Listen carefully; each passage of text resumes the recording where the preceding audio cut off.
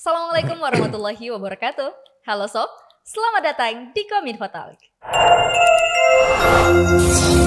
Kominfo Talk, membincang Luhut Timur.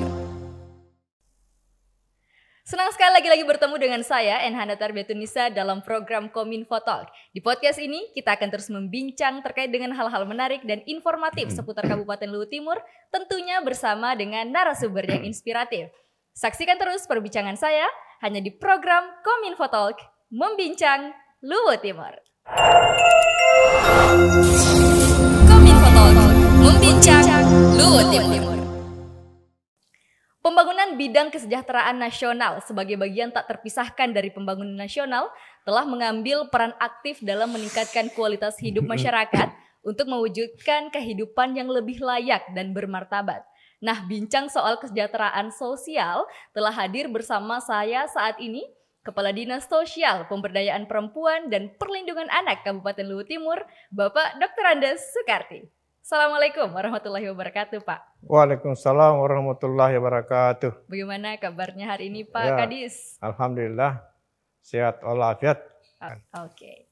Pak Kadis, kalau kita bincang soal dinas sosial, Pak, orang-orang pasti yang familiar dengan dinas sosial itu terkait dengan bantuan, penanganan kekerasan dalam rumah tangga, perlindungan anak. Pak, boleh dijelaskan Pak lebih lanjut nih. Sebenarnya dinas sosial itu tugas dan fungsinya seperti apa?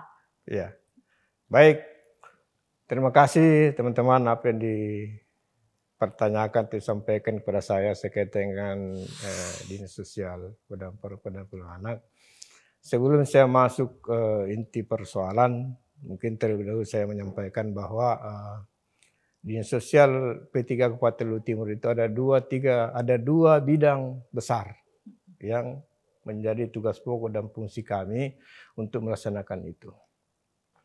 Tentu yang pertama di bidang sosial, bidang kesejahteraan sosial. Sosial.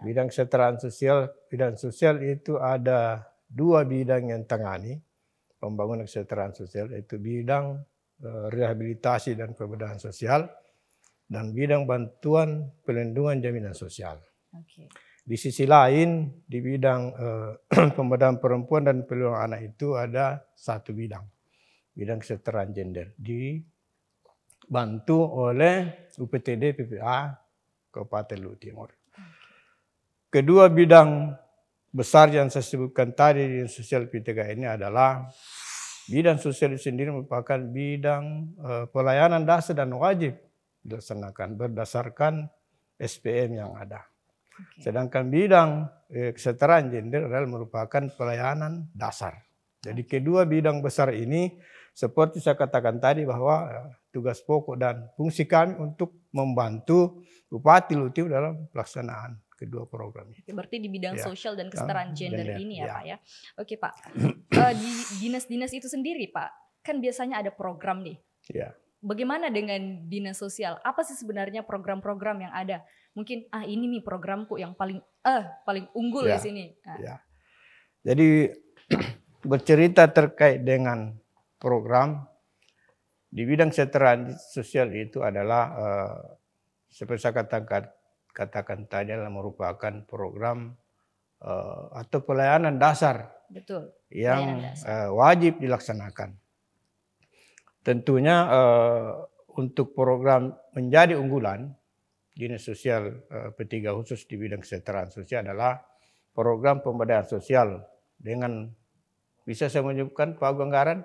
Boleh Pak, boleh ya. Pagu anggaran yang dengan berapa? Pagu anggaran yang disiapkan 2023 ini kurang lebih 2,5 miliar. 2,5 miliar untuk program unggulan ini ya Pak ya? Untuk di bidang pemberdayaan sosial. Di bidang ini tentu untuk memberikan bantuan kepada kelompok usaha bersama. Kelompok usaha bersama. Usaha bersama. KUBE. Di KUBE ini cerita realisasi tahun 2022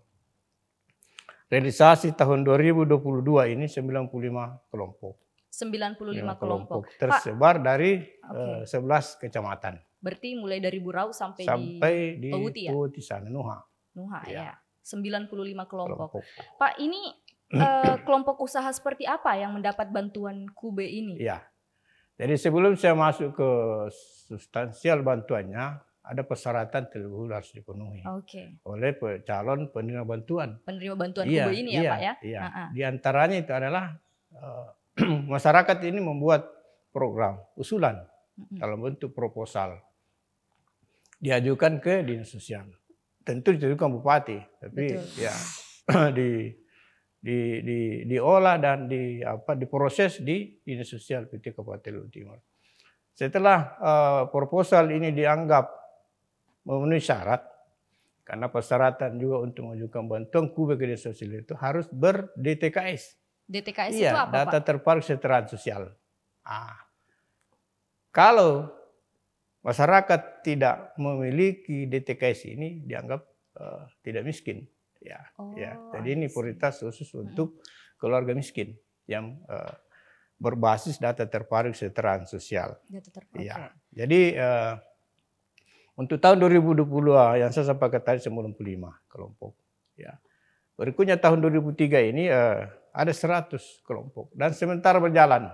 Berarti masih ada penambahan lagi Pak? Ya, setelah perubahan anggaran ini masih dalam proses untuk usulan pencairan dan seterusnya. Mudah-mudahan tahun 2023 ini dalam pelaksanaan program ini tidak terkendala ya.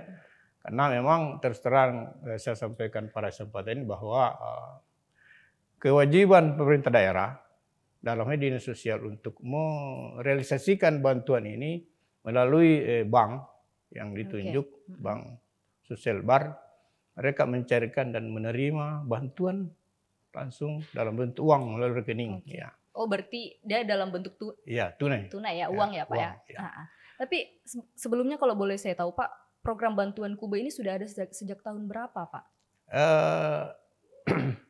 Sejak periode almarhum Bapak Muhammad Thoriq Uslar. Kemudian dilanjutkan dengan beliau Bapak Bupati Luwu Timur, Pak Budiman. Yang melatar belakangi awal dari bantuan KUBE ini sendiri Pak? Ya, memang di Luwu Timur ini data kita ada DTKS. Ya. Terus program KUBE ini adalah merupakan program wajib karena masuk dia di visi misi bupati. Ya, baik pada zaman almarhum Thoriq Uslar maupun Bapak Budiman pada saat ini. Nah, untuk ini kan Pak tadi Bapak berulang kali menyebutkan bahwa DTKS itu diperoleh dari mana Pak? Yang menjaring masyarakat masuk ke kelompok itu siapa? Ya. DTKS itu berdasarkan aturan Permensos bahwa sebelum ditetapkan DTKS ada musyawarah desa kelurahan. Oh, berarti yang menetapkan desa dan kelurahan? Enggak, bukan. Ada prosesnya ya. Oke. Musyawarah desa kelurahan untuk melihat indikator kemiskinan. Itu yang dibahas mereka di tingkat desa, melibatkan aparat desa, melibatkan TKSK, melibatkan pendamping sosial di lapangan untuk membahas tentang indikator-indikator kemiskinan itu.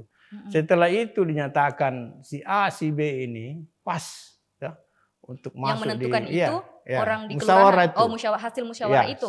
Baru hasil musyawarah itu diusulkan ke 6NG.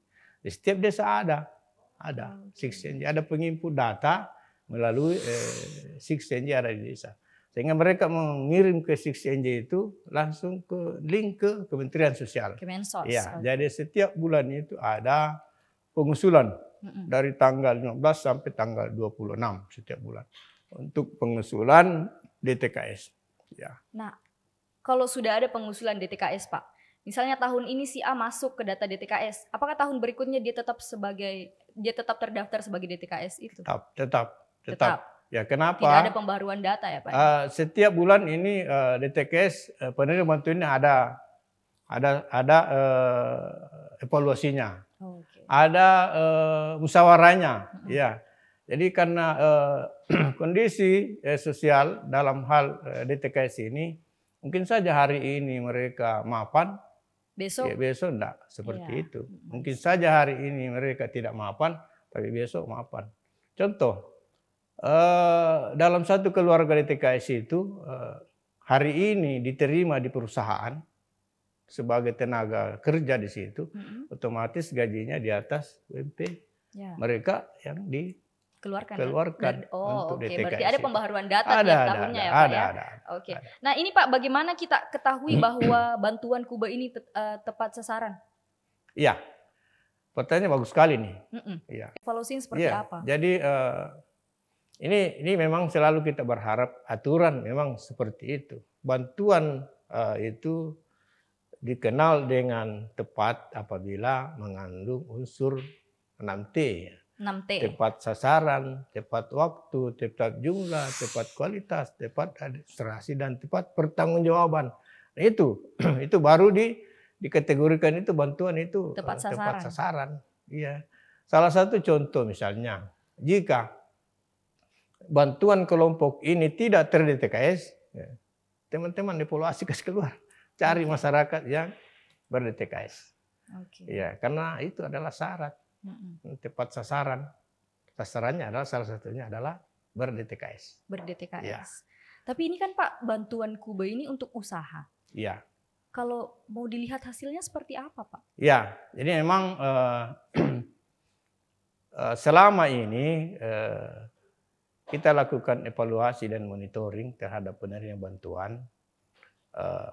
Salah satu cara untuk mengukur adalah melihat yang tadinya kita berikan bantuan 25 juta per kelompok. Masyarakat itu mau ternak kambing misalnya. Ya, dilihat bahwa tahun berikutnya kambingnya sudah bertambah. Sangat-sangat sangat gampang kita lihat. Ya, terus kedua diharapkan sih memang ini mereka disiplin untuk bagaimana pembukuannya dikelola oleh kelompok dengan baik. Sehingga bisa dilihat 25 juta buku tabungannya sekarang sudah ada peningkatan. Lebih dari itu dan paling penting adalah kita bisa lihat apakah edukasi kita berhasil ke masyarakat manakala masyarakat rajin menabung. Ya, bisa kelihatan.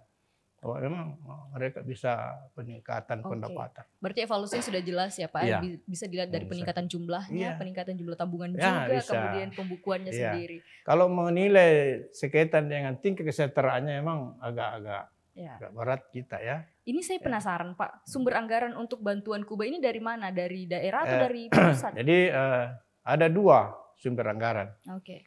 Yang saya sampaikan tadi dalam bentuk kelompok usaha bersama itu adalah dari APBD. Yang merupakan amanah daripada visi misi Pak Bupati.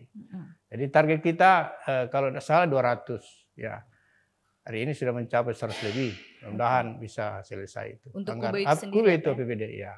25 juta per kelompok. Per kelompok. Ya, yang kedua sumber pendanaan dari PKH itu adalah dari Kementerian Sosial. PKH. PKH. Berarti Kuba dan PKH ini tidak sama ya Pak? Tidak sama. Ya. Perbedaannya terletak di mana Pak?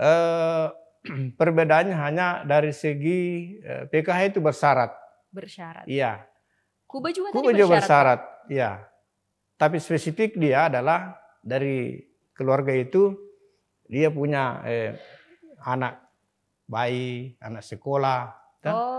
Harus ada anak bayi dan anak ibu sekolah. Hamil dan seterusnya. Di PKH itu. Berarti yang dalam satu keluarga itu tidak ada ibu hamil dan tidak ada anak bayi dan sekolah. Salah satu. Tidak harus. Tidak harus ketiga-tiganya. Tidak harus ketiga-tiganya. Yang penting ada salah satunya. Ada syarat itu. Kementerian Sosial lihat bahwa ini calon penerima bantuan PKH adalah bersyarat. Salah satu syarat itu mereka lihat. Di sekian banyak ini bahkan ibu hamil pun mereka. Makanya saya bilang gini. Kementerian Sosial sebenarnya dari dulu itu sudah berpikir bagaimana ini stunting, betul. Bagaimana anak lahir tidak cacat. Maka dari itu PKH itu difokuskan ke itu ya Pak ya. Ada mereka bantuan asupan gizi kepada ibu hamil. Itu dari tahun 2017 mereka sudah melakukan loncatan berpikir seperti itu. Seperti itu Pak. Nah. Memang kalau harapan pemerintah ini untuk bagaimana anak ini lahir dengan kondisi tidak cacat, kondisi normal tentu kita harapkan, ya paling tidak asupan gizinya harus bagus. Mohon maaf saya potong Pak, kalau tadi Kuba itu kan diterima tunai. Maksudnya dalam Iya. dalam hal ini uang, Uang. kan? Ya. Kalau PKH sendiri, Pak, Ya, PKH itu adalah mereka terima uang. uang tunai tunai Di bank, uang ya. di bank, bank himbaran namanya. Kalau di Luwu Timur ini bank mandiri, Oke. mandiri.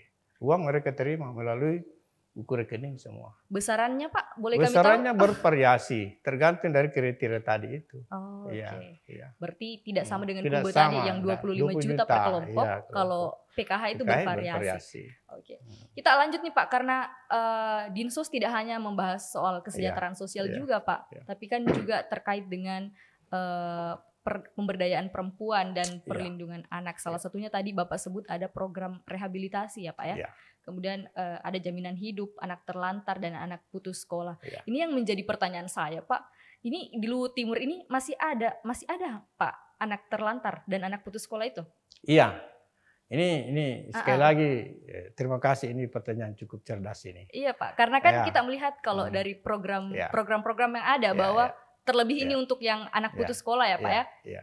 Pendidikan di Luwu Timur Ya. gratis, Ya. seragam sekolah pun disediakan, Ya. transportasi juga ada. Ya. Ini kenapa masih ada anak putus Ya. sekolah? Itu yang membuat saya selama ini sedikit juga gelisah ya terkait hal ini. Sependapat apa yang disampaikan bahwa Luwu Timur ini tidak ada alasan anak-anak kita tidak sekolah. Betul, Tapi kondisi real lapangan masih ada. masih Masih ada.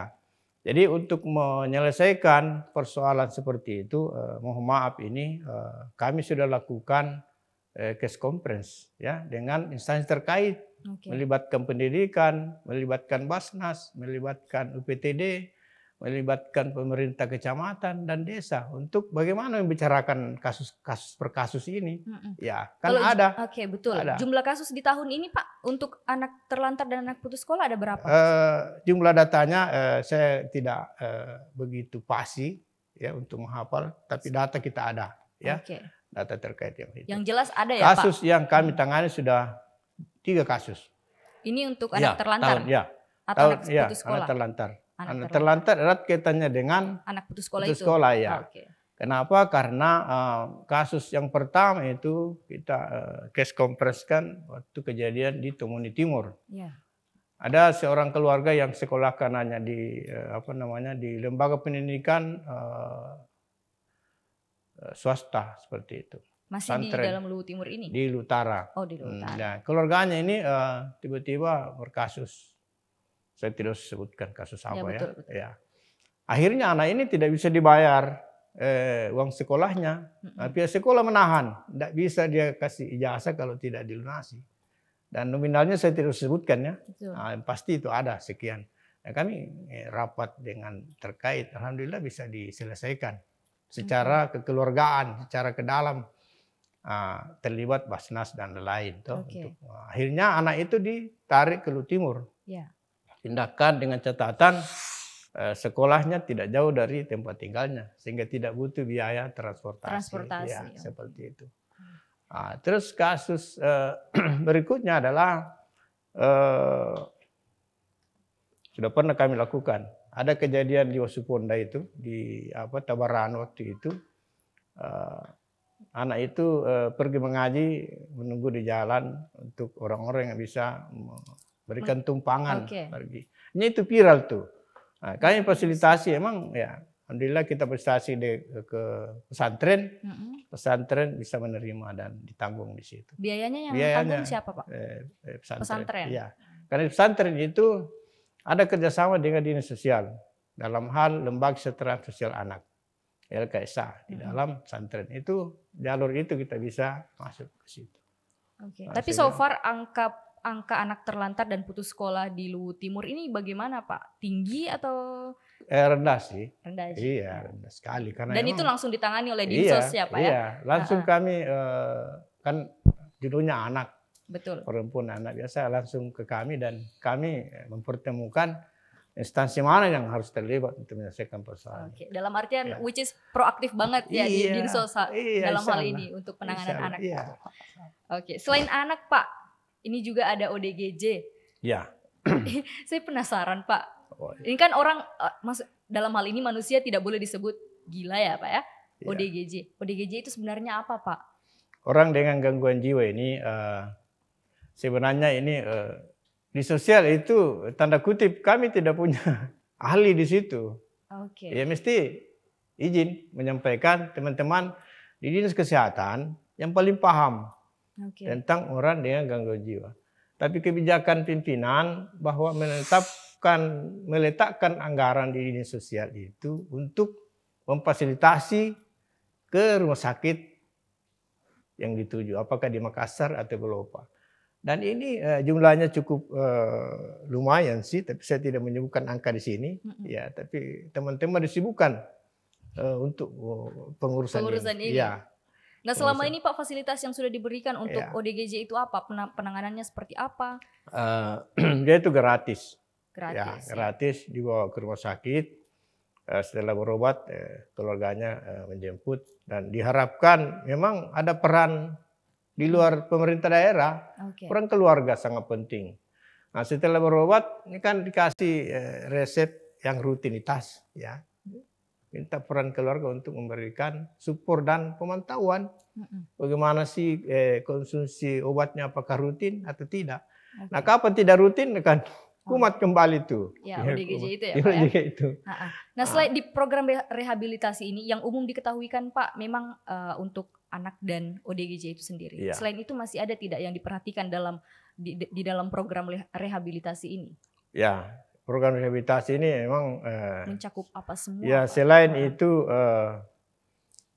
ada pemberian bantuan jaminan hidup bagi lansia. Lansia pun diperhatikan ya, Pak? Okay. Lansia. Terus kami siapkan bantuan-bantuan dalam bentuk darurat, ya. Kan biasa saya juga terkadang tidak sampai terpikir saya bahwa ada satu keluarga yang memang sangat membutuhkan bantuan-bantuan permakanan, ya. Dan itu kami siapkan walaupun jumlahnya tidak banyak. Yang darurat. Ya. Berarti bisa ditarik kesimpulan Pak bahwa Dinsos dalam hal ini pemerintah Kabupaten Luhut Timur itu memperhatikan mulai dari anak sampai lansia itu ya Pak ya? Sependapat. Dan program-program itu kita sudah laksanakan. Alhamdulillah Bapak Bupati kita ini sangat care terhadap hal itu. Saya tidak menyinggung bahwa Bapak Bupati pernah membimbing saya selaku kepala bidang. Iya, jadi beliau itu Pak Bupati sekarang itu ya, di otaknya itu kalau bicara masalah kesejahteraan sosial beliau paham. Ya. Berarti pokoknya semua. Ya. Mulai dari anak sampai lansia diperhatikan. Iya, diperhatikan. Pak, selain rehabilitasi tadi Pak, masih ada program lain tidak di Dinsos? Ya, seperti saya sampaikan tadi bahwa di dua bidang besar itu ada bidang gender, ada bidang kesejahteraan sosial. Di bidang gender ini terkait dengan penilaian kabupaten kota layak anak. Ya, sangat kita diharapkan untuk menyiapkan segala sesuatunya terkait dengan perlindungan anak, perempuan dan anak itu. Alhamdulillah kita terbantukan dengan dengan adanya peraturan bupati terkait dengan UPTD PPA, ya mereka bisa laksanakan tugas dan fungsinya untuk bagaimana memberikan pencerahan sekaligus pendampingan terhadap kasus-kasus kekerasan, pelecehan terhadap anak. Nah, di UPTD itu dibantu oleh 4 pendamping lapangan. Dari 4 kita bagi 4 wilayah di Kabupaten Luhut Timur. Jadi diharapkan itu sangat pendamping ini harus respon kasus. Ya. Kalau ada kasus ya tidak harus sampai di pimpinan. Tapi so far tanggap ya Pak ya? Iya, tanggap. Untuk pendampingan itu. Iya. Dan sampai hari ini tidak ada kasus satupun yang tidak tertangani. Iya, Luhut Timur. Saya jamin itu karena memang teman-teman kami ya bekerja. Walaupun kepala PTD ini hanya seorang PNS di situ. Ya. Dan memang ini kemarin sudah meraih prestasi ya Pak ya? Sudah. Kabupaten Layak Anak. Ya. Jadi tentu apresiasi semua kepada teman-teman karena dinas sosial P3 ini tidak dia sendiri ya untuk persoalan Kabupaten Layak Anak.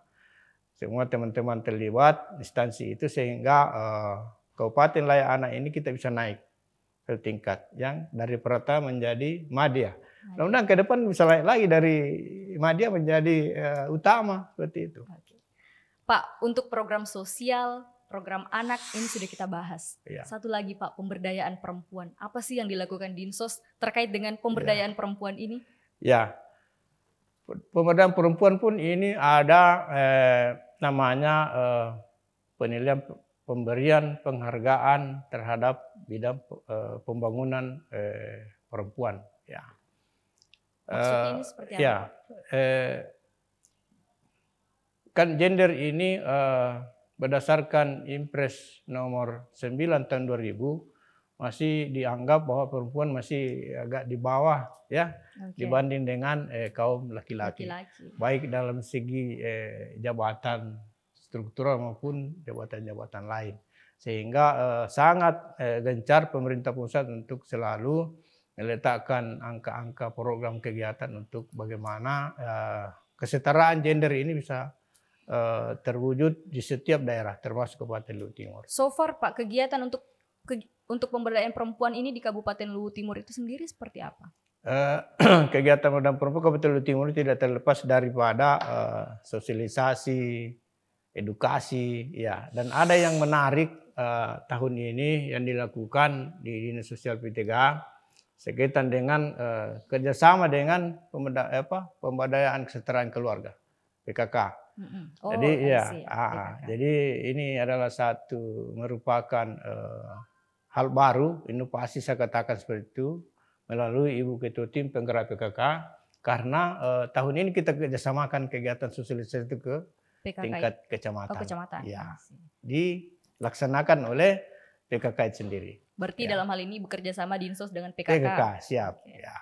Makanya Ibu Bupati itu Ketua Tim Penggerak PKK biasa kasih reward penghargaannya, Dinas Sosial juga dapat. Oke, Dinas Sosial dapat, PKK juga dapat. Pak, karena kita dibatasi oleh waktu, ya. harapan Bapak ke depan untuk Kabupaten Luwu Timur, terlebih nih untuk bidang kesejahteraan masyarakat, perlindungan anak dan pemberdayaan perempuan ke depannya seperti apa? Silakan Pak.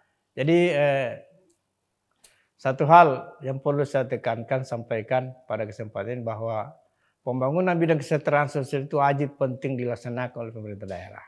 Ya. Kami berharap bantuan ini selalu tepat sasaran, tepat waktu, tepat jumlah, tepat pengadministrasian dan tepat pertanggungjawaban. Semua aman, aman penerima bantuan, aman dari kami selaku pelaksana program. Ya. Terakhir, Luwu Timur menginspirasi. Oke, Luwu Timur inspiring. Aduh, mantap.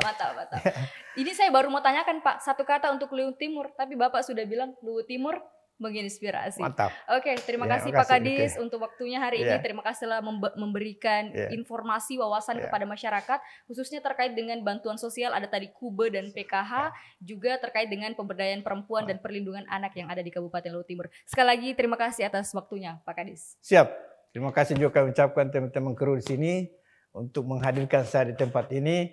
Mudah-mudahan apa yang disampaikan hari ini bisa bermakna ganda ke depan, terutama untuk mengedukasi masyarakat, penerima bantuan seperti apa hak dan tanggung jawab mereka. Oke, amin. Terima kasih Pak Kadis.